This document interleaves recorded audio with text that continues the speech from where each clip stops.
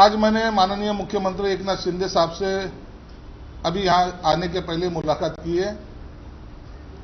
गोरेगांव में जो पत्राचाल का प्रकरण लास्ट टाइम जो सामने आया था, जिसके बारे में ईडी की भी चौकसी हो चुकी है,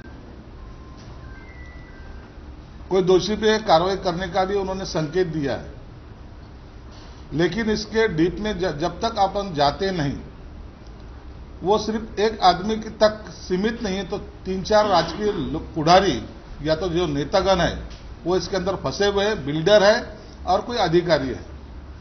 लेकिन इसका परिणाम ऐसा हो रहा है कि जहां वहां के जो नागरिक है, जो 700-800 लोग हैं जो वहां से निर्वासित हो चुके हैं, उनको तो ना रेंट मिलता है ना उनका पुनर्वसन हो रहा है, वो भटक रहे हैं और इनका राजकीय वजन होने की वजह से इनके ऊपर कार्रवाई नहीं होती।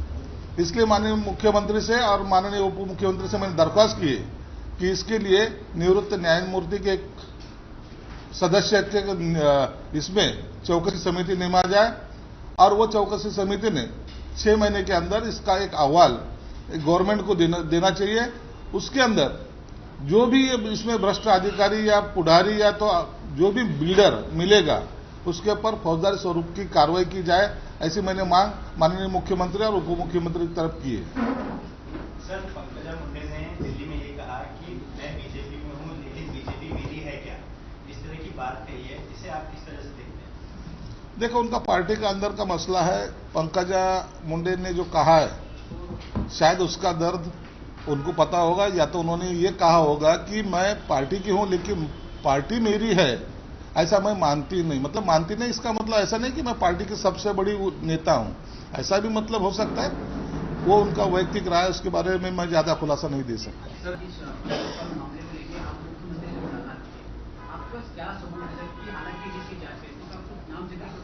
मेरे पास सब सबूत है, लेकिन जब अगर किसी की चौकसी करने की है, वेग आरोप करना ये मेरा स्वभाव नहीं है।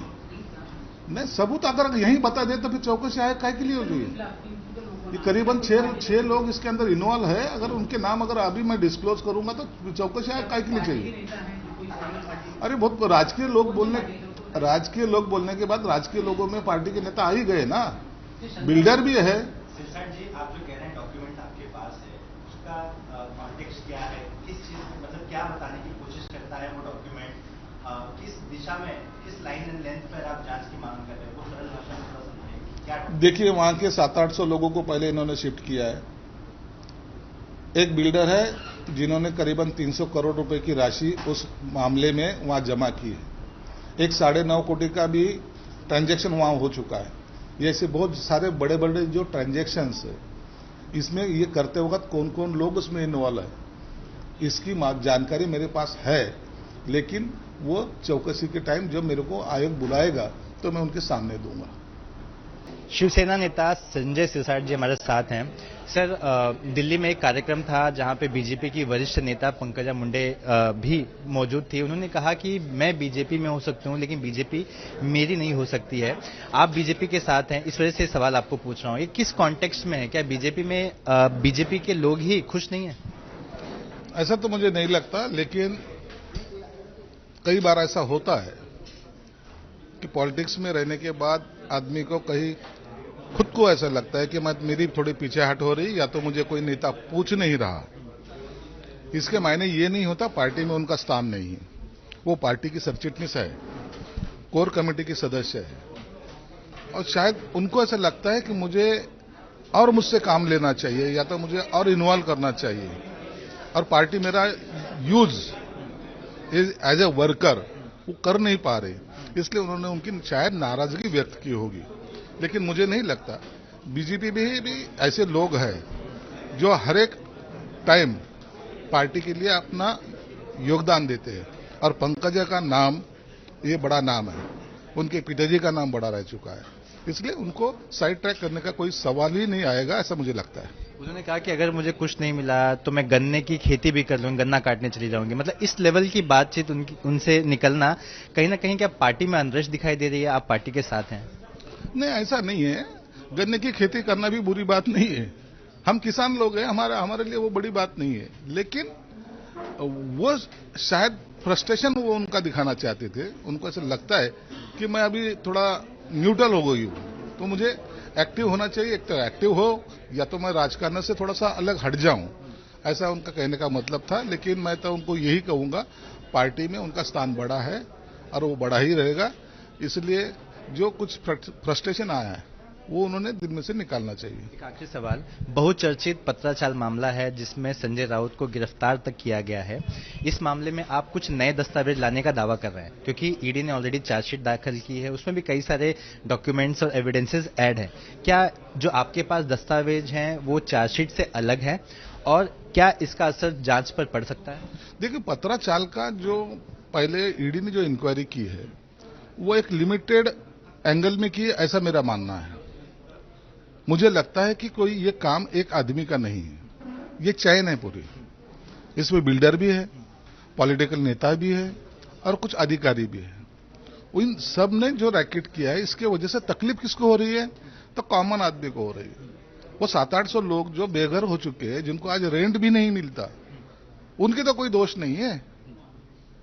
तुमने भ्रष्टाचार किया है 1000 कोटी का, 2000 कोटी का, लेकिन वो लोग बेघर हो चुके हैं ना, उनको साइड कैसे मिलेगी? उनको घर कब मिलेंगे? उनका खाप कब पूरा होगा?